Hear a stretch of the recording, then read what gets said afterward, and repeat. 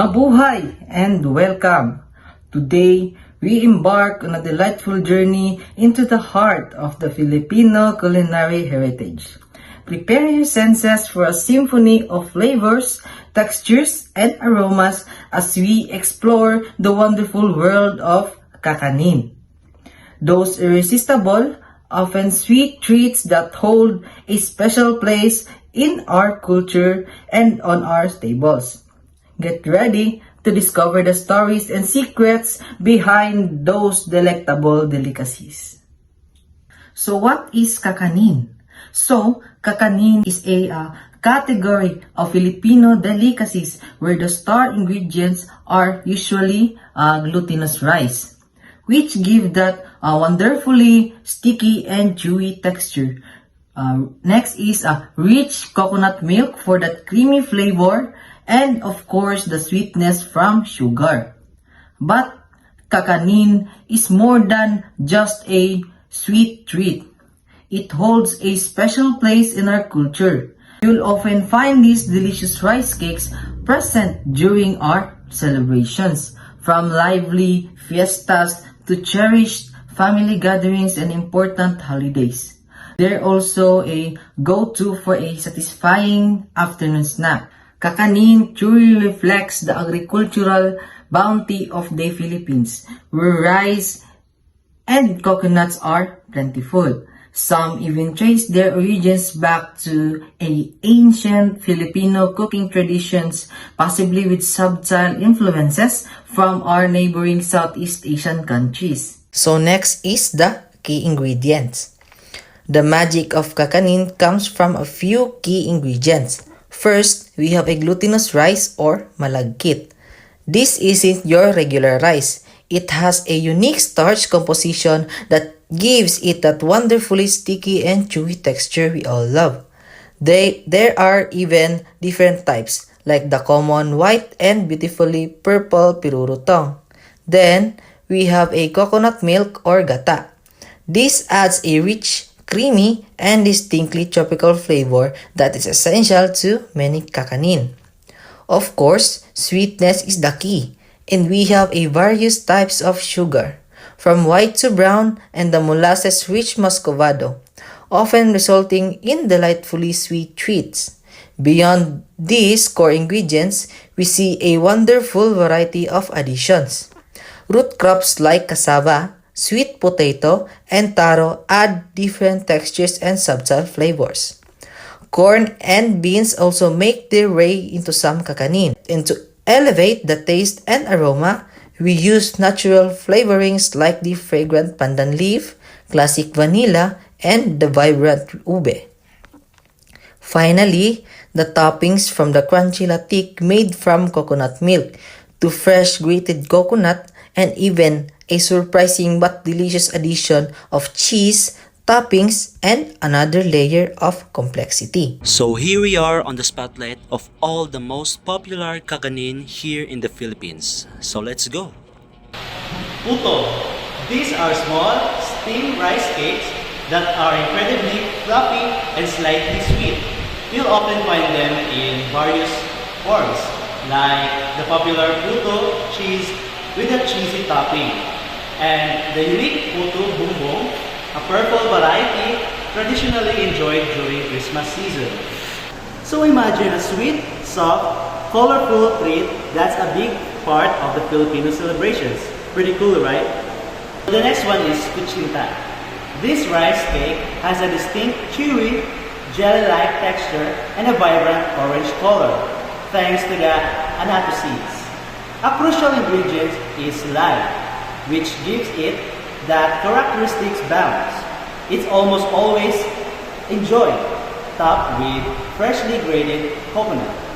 So it's like a tropical party in your mouth. Who wants to try some bouncy goodness? So the next one is bibingka. Bibingka is a baked rice cake that often a slightly smoky flavor, traditionally cooked in clay pots like with banana leaves. It's wonderfully rich and comes with various delicious toppings such as salted duck egg, cheese, and grated coconut. You might even find regional variations with other additions. So it's a classical here in Davao City, especially around Christmas time. But honestly, it's delicious anytime. Who's ready for a taste of this baked goodness? So the next one is suman. Suman is a broad term for glutinous rice cakes steamed in various types of leaves, like banana and buri palm. This wrapping imparts a subtle aroma to the rice. You'll find different kinds like the plain suman, often paired with ripe mango or simply sugar, and regional specialties like suman sa Lihiya, rice suman, and the chocolatey suman buron. So it's like a delicious, naturally wrapped surprise every time. Who's curious to unwrap and taste some? The next one is ube halaya.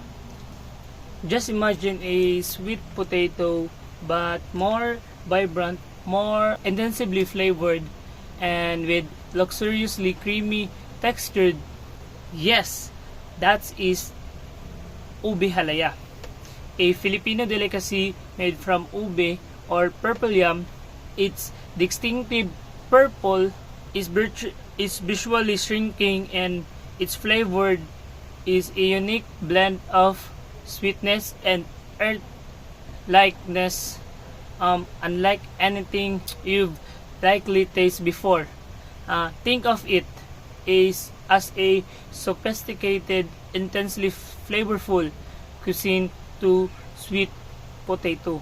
You're perfect for spreading on toast, filling pastries, or enjoy straight from the spoon.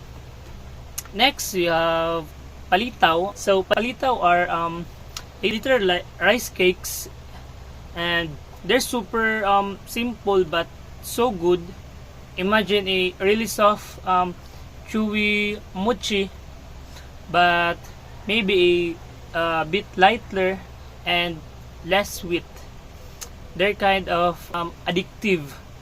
You just keep popping them in your mouth, and they're perfect for little afternoon pick up, or even so as fun addition to desserts.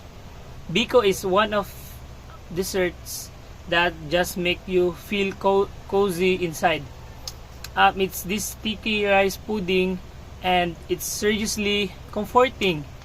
Think of it as a warm, huge hug in bowl.